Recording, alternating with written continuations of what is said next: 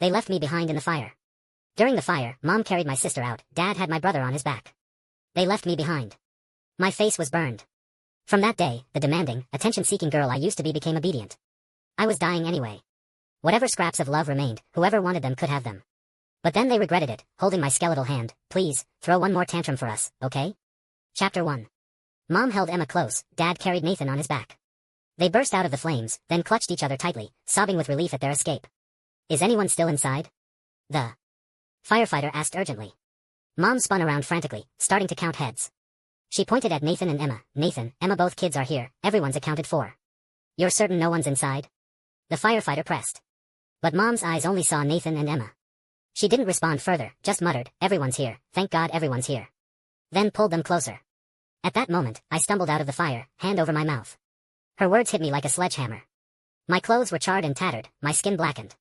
They'd escaped early, their clothes still clean and intact. Mom's words knocked the strength from my legs. I collapsed.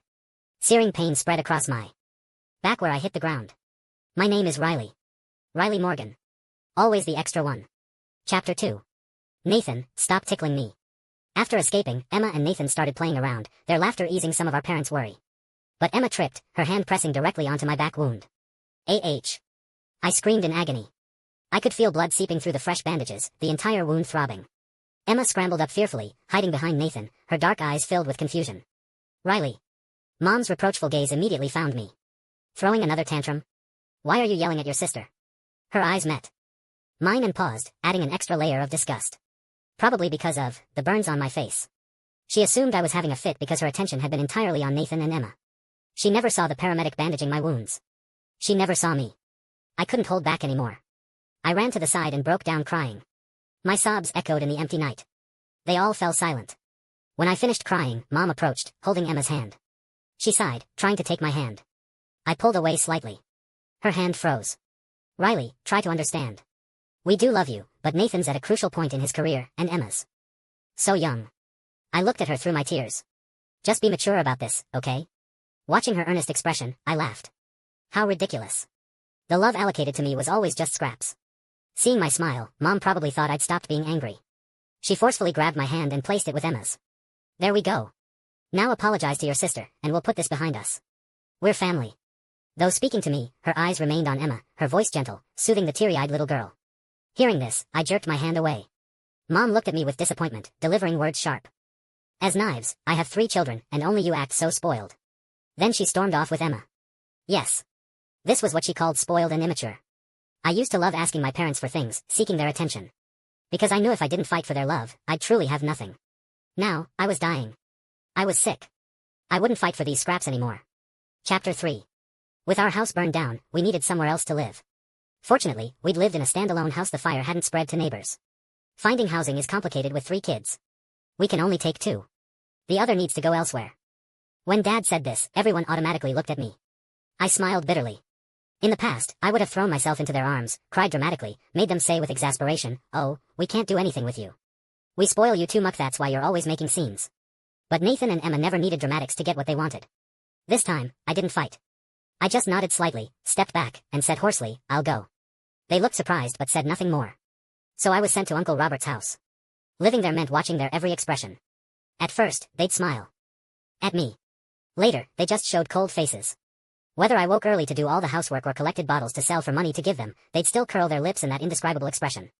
Until one afternoon, after cleaning the bathroom, I overheard their conversation. When is she leaving? Just a few more days. Ugh, can't you smell her? These past few days, I need 2 showers after talking to her. Plus, another mouth to feed such pressure. I looked down, sniffing myself. They didn't like me using their shower, so I didn't dare. That evening at dinner, I smiled and said, "Uncle Robert, the guest room isn't comfortable. Maybe I should move to the basement. I won't come up for meals either, I'll manage on my own." I carefully controlled my expression and tone, speaking casually as if discussing the weather, terrified of upsetting them. They nodded, their frozen faces thawing slightly. "Here, Riley, don't just eat plain rice. Have some of this." Aunt Margaret surprisingly gave me a piece of scrambled egg. Chapter 4. The basement was freezing. The door couldn't keep out the cold wind that pierced my wounds like needles. I wrapped myself in a torn blanket, tears and snot flowing freely. So thirsty. I hadn't drunk water all day. The severe dehydration forced me to venture out. Outside, dirty water trickled from a pipe. A stray cat lapped at it. After hesitating, I knelt down too. Faced with thirst, dignity became less important. The water was cold and sweet. When I finished and wiped my mouth, I found Nathan standing there, watching coldly.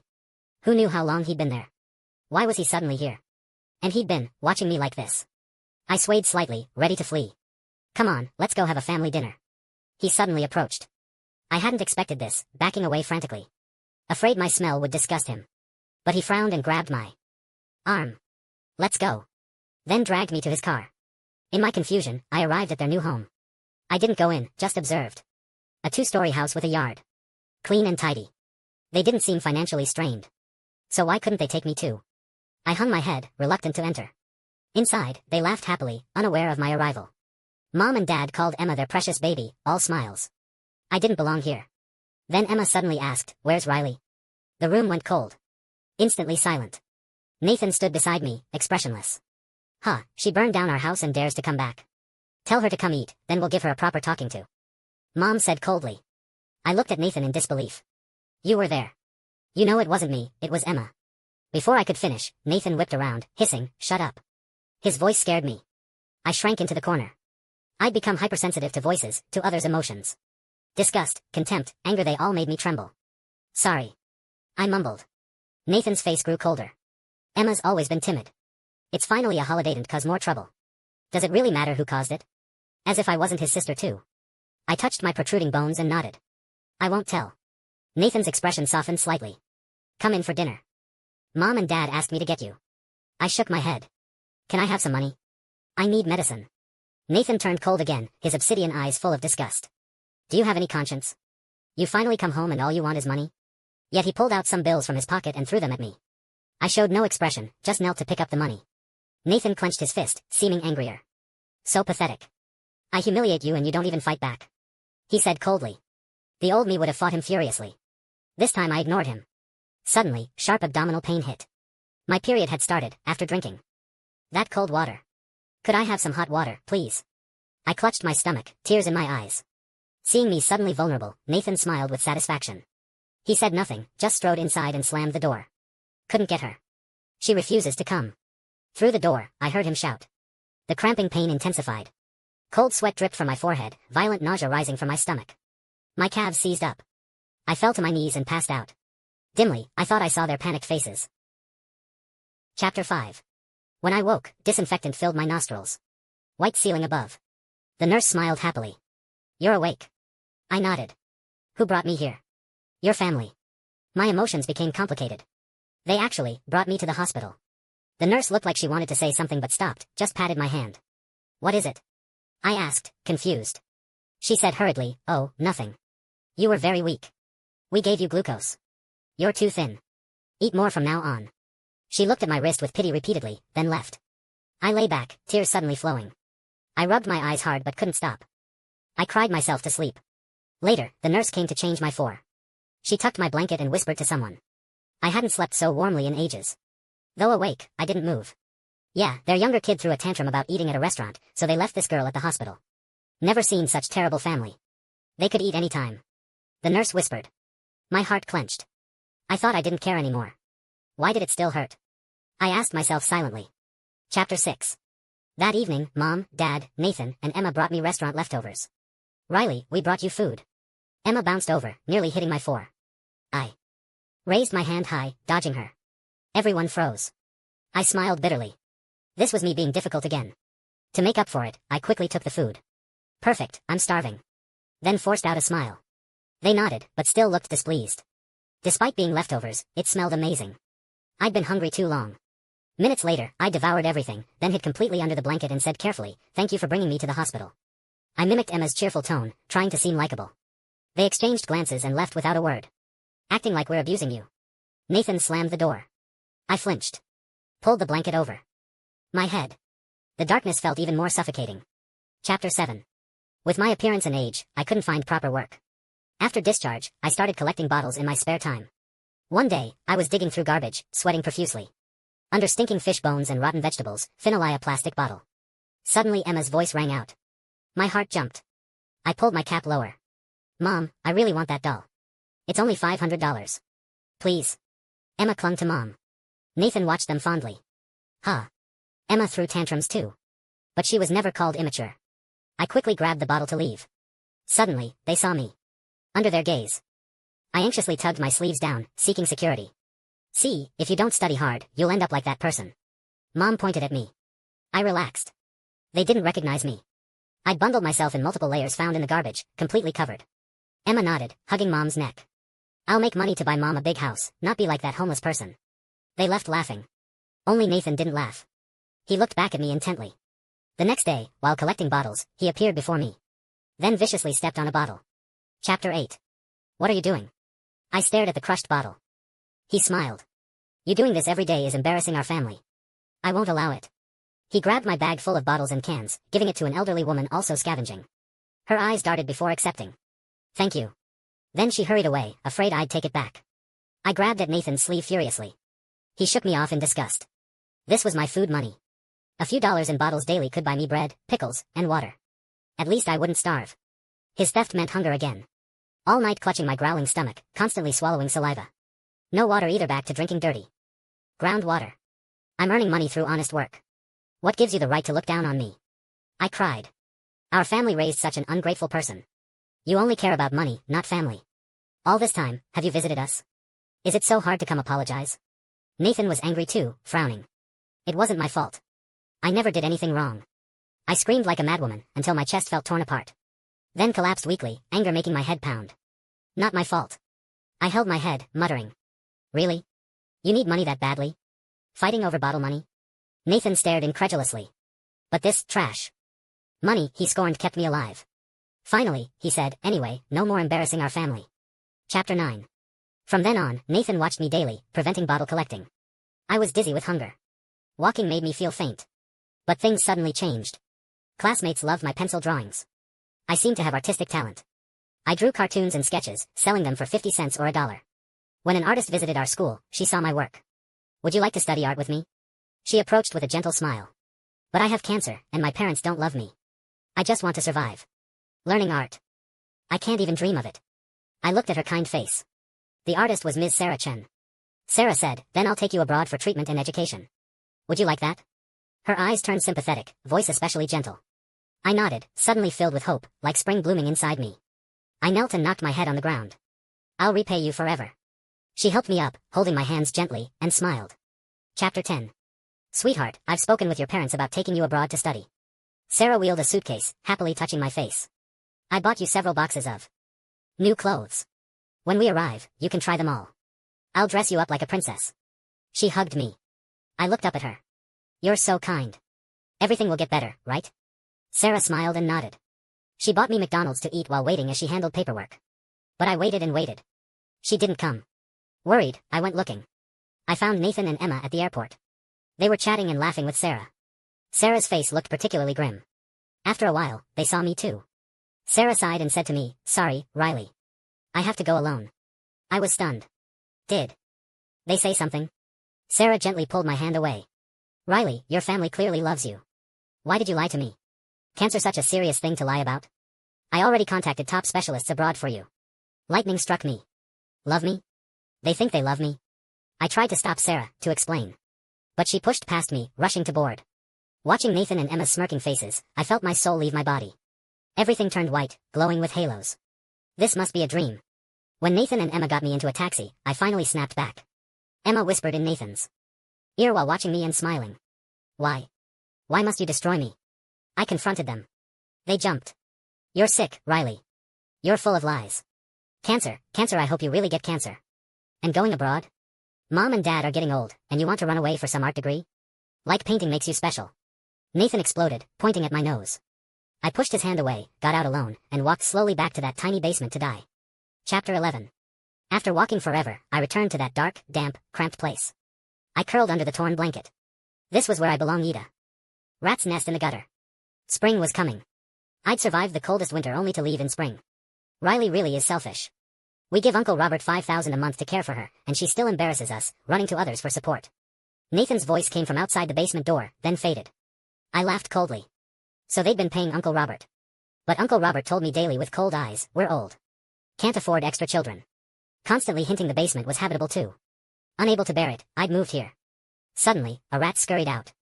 Emma screamed. Nathan got excited. Let's catch it to scare Riley. They ran excitedly into the basement, but saw me, skeletal under the torn blanket. Riley. Nathan stared shocked, running to grab my hand. Why are you living here? His eyes reddened, whimpering sounds escaping his throat. I looked at him strangely. He was actually crying. Chapter 12. Nathan picked me up. Home. I'm taking you home. But I struggled desperately. No. I don't want to go home. Fear roared through me like a beast. My whole body trembled. But I couldn't overpower him. I was skin and bones, no strength left. I could only watch as home got closer. Tears rolled down my face. The place I once longed for now filled me with disgust and fear. When we arrived, Mom and Dad still wore disgusted expressions. Why bring her back? So we can watch her throw tantrums? Riley's been living in the basement. Nathan's voice shook. He pulled away my smelly coat, revealing my waxy yellow face. Mom and Dad stared for seconds, then burst into tears. They seemed unable to stand, legs shaking, both stumbling toward me. Riley. How did this happen? We didn't know. They cried on me. I pushed weakly, trying to get them off. But I had no strength, could only make pushing motions. Not just the basement. I'm sick. I have cancer. Didn't you refuse to believe? I said with a cold smile. They immediately wanted to take me for tests. I didn't refuse this. I still wanted to live. Nathan drove frantically, sweat dripping from his forehead. At the hospital. The doctor removed his glasses seriously. Why wait so long? He asked. Mom and Dad's lips trembled. We didn't know before. I turned away. I'd told them countless times. They never believed. If you could contact that top foreign specialist, there might be hope. Unfortunately. The doctor shook his head.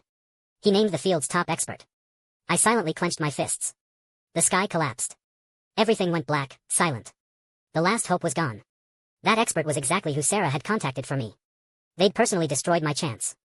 Mom and Dad said, "Can Emma get treatment at this hospital first?" They were already crying. I whispered weakly, "No need. Let me go home." The doctor had spoken. No point trying. Our family was just middle class. We could never reach that expert. I wanted them to watch me die painfully, knowing they caused it all. Chapter 13. At home, I became the family's focus. The former invisible girl suddenly became a cherished princess. But I felt no joy. My hair fell out. I was skeletal, couldn't eat anything. Mom and Dad quit their jobs, running everywhere, searching for good doctors. They said they'd grasp any last hope. One day they returned to find the house spotlessly clean. They hugged Emma gently. Cleaned again? Good girl, thank you. You always lighten our burden. They sighed deeply, looking exhausted. Emma fidgeted with her clothes, head down, saying nothing. Nathan exploded. Riley cleaned. I tried stopping her, but she insisted. He kicked a stool. I wheezed weakly, almost wanting to laugh. Nathan, you're not protecting Emma now. Mom and Dad were shocked, looking at me incredulously. So, all the previous housework was you too? I closed my eyes, not wanting to deal with them. Every time you assumed it was Emma. Every time I sought attention, you decided I was immature, attention-seeking. But I was just fighting for fairness. They came over, gripping my stick-thin wrist. Stop being so mature, okay? Throw one more tantrum. They were almost kneeling, begging. You always wanted me mature before. Why change now? I gasped, barely finishing the sentence. Their eyes instantly reddened, wiping tears. They'd clearly cried often, their noses were raw from blowing. I'm very mature now. Don't send me away again, okay? I looked at them. My voice trembled with fear. I don't want the dark basement again. The rats bite me there. Tears fell. I just wanted to eat and live decently in my final time. They completely broke down, crying on me hoarsely, "Sorry, we're so sorry." But I hated their touch. Like a hermit crab, I pulled into myself.